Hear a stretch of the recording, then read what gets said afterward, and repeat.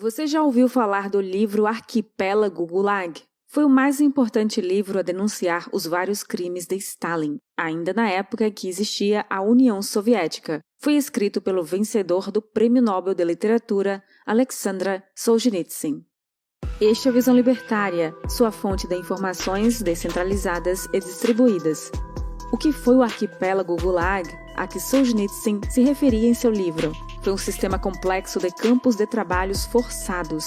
Alguns de fato ficavam em ilhas, mas eram tantos espalhados pelo território soviético que é daí que vem o termo arquipélago.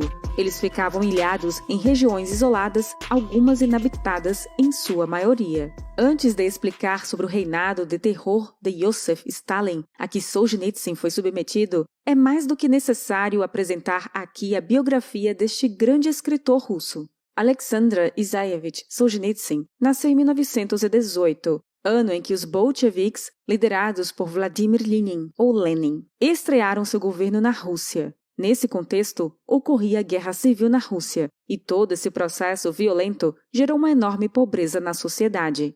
Lenin também chegou a abolir o mercado e a iniciativa privada, agravando a miséria no país, e isso atingiu os pais de Solzhenitsyn, que tiveram uma vida muito humilde. Solzhenitsyn se formou em Física e Matemática na Universidade Estatal de Rostov e depois se tornou um militar do Exército Vermelho da União Soviética quando iniciou a Segunda Guerra Mundial. Ficou mundialmente famoso após o Prêmio Nobel de Literatura em 1970 e por ter escrito um romance denunciando os crimes do governo de Stalin. Um Dia na Vida de Ivan Denisovich, de 1962. Mais tarde, lançou sua obra-prima, Arquipélago Gulag, no qual revelou não só a sua experiência como prisioneiro do Gulag, mas compilou relatos de mais de 200 pessoas. Após isso, foi sumariamente expulso da antiga União Soviética, tendo sua nacionalidade cassada. Mas por que Stalin o prendeu, mesmo ele tendo servido ao Exército Vermelho? Então, ele foi um combatente da Segunda Guerra Mundial, obtendo a patente de capitão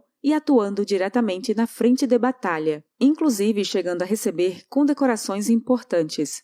Mas o que ele fez de errado? Foi então, no final da guerra, em 1945, que a polícia secreta soviética, a NKVD, o pegou. Suas cartas a um amigo em que fazia críticas a Stalin foram interceptadas. Assim, de acordo com o artigo 58, parágrafo 10, do Código Penal Soviético, ele foi condenado por propaganda antissoviética e, sob o parágrafo 11, de fundar uma organização hostil. Não era permitido naquele governo qualquer tipo de crítica, mesmo que fosse uma alusão. Acabou sendo condenado a 8 anos de trabalhos forçados em um campo na Sibéria, pois essa era a pena convencional para a maioria dos crimes previstos no artigo 58 no período stalinista. Foi no ano de 1918 que foi criada a Administração Principal de Campos pelos bolcheviques. Sim, Lenin foi um ditador que criou campos de trabalhos forçados antes de Hitler. Mas cabe aqui uma pergunta: qual a real função dos gulags e que tipo de pessoas eram enviadas para lá? O objetivo, na verdade, era puramente de repressão política e não tinha nada a ver com uma intenção de reeducação ou de combate aos criminosos reais.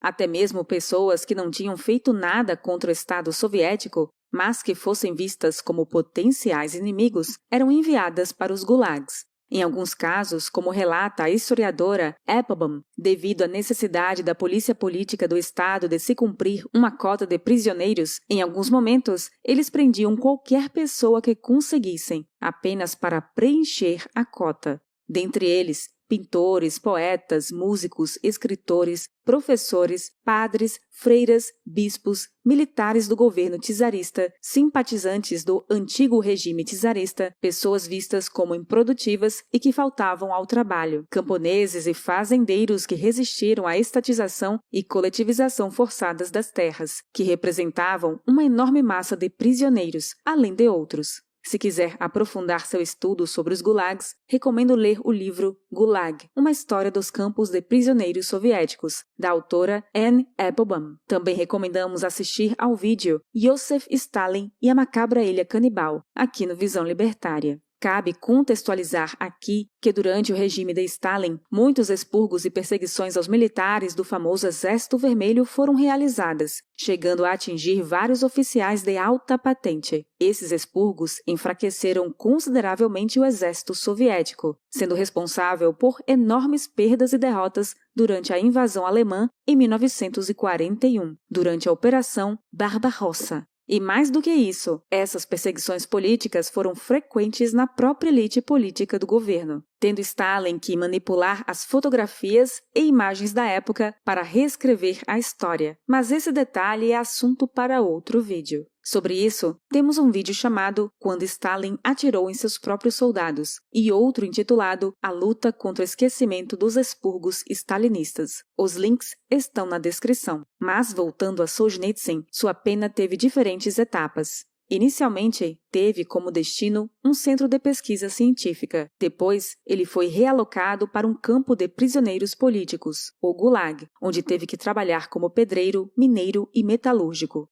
Todas as experiências que ele teria durante a prisão foram canalizadas em suas obras posteriormente publicadas. Durante sua jornada de longas horas de trabalho, ele usou desses momentos para criar, recitar e memorizar poemas e livros sobre tudo o que testemunhava. Ele quase morreu durante seu período como prisioneiro. Na época em que estava nos campos de trabalho, Solzhenitsyn foi operado para a retirada de um tumor de seu corpo. No entanto, naquela época, o seu câncer não foi de fato detectado. Depois, em março de 1953, ano da morte de Iosif Stalin, ele foi destinado para seu exílio em Birlik, no Cazaquistão do Sul, e foi lá que, após sua doença espalhar-se pelo corpo, conseguiu uma autorização para ser tratado num hospital local. Graças a esse tratamento que sua vida foi salva, pois lá no hospital que seu tumor entrou em remissão. Um Dia na Vida de Ivan Denisovich foi o primeiro romance em que ele relatou a vida nos campos de trabalhos forçados. Já a sua obra-prima, Arquipélago Gulag, foi escrita de forma clandestina entre 1958 e 1967, pois se as autoridades soviéticas soubessem, ele seria preso ou até morto. O livro tem passagens históricas e testemunhos pessoais. A obra traz o testemunho de 227 sobreviventes dos campos do Gulag. A maior parte do livro foi produzida durante sua estadia na Estônia, longe das investigações soviéticas, para que tivesse mais segurança na produção do livro. Após a obra ficar pronta, uma cópia foi entregue a uma amiga francesa, que rapidamente contrabandeou para longe das fronteiras soviéticas, alcançando o público da Europa Ocidental.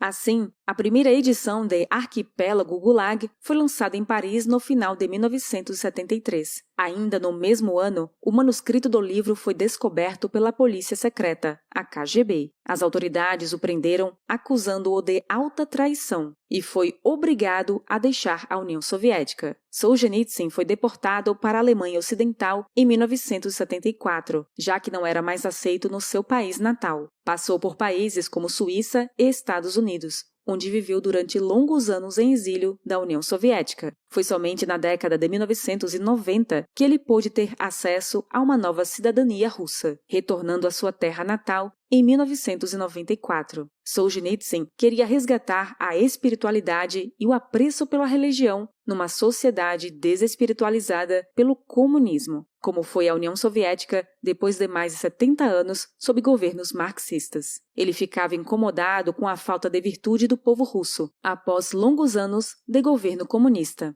Felizmente, ele teve uma vida longeva, falecendo aos 89 anos em 3 de agosto de 2008, em Moscou, como consequência de uma insuficiência cardíaca. Ele foi um dos poucos a ter coragem de compilar vários testemunhos e escrever tudo o que sabia, tendo corrido um enorme risco de vida se fosse pego. Apesar de ter aprendido o enorme valor da liberdade, ele tinha críticas ao povo russo quando disse, abre aspas, nós não amávamos a liberdade o suficiente e, ainda mais, não tínhamos consciência da situação real. Merecíamos, pura e simplesmente, tudo o que aconteceu depois. Fecha aspas. E, para finalizar, apesar de não ser autoproclamado liberal ou libertário, se é que teve contato com algum teórico desta linha de pensamento, ele demonstra ter percebido a impossibilidade da liberdade quando o Estado tenta criar igualdade social forçada. Abre aspas. Liberdade e igualdade são conceitos mutuamente exclusivos, até mesmo hostis. A liberdade, por sua própria natureza, mina a igualdade social, e a igualdade suprime a liberdade, pois de que outra forma ela poderia ser alcançada. Fecha aspas.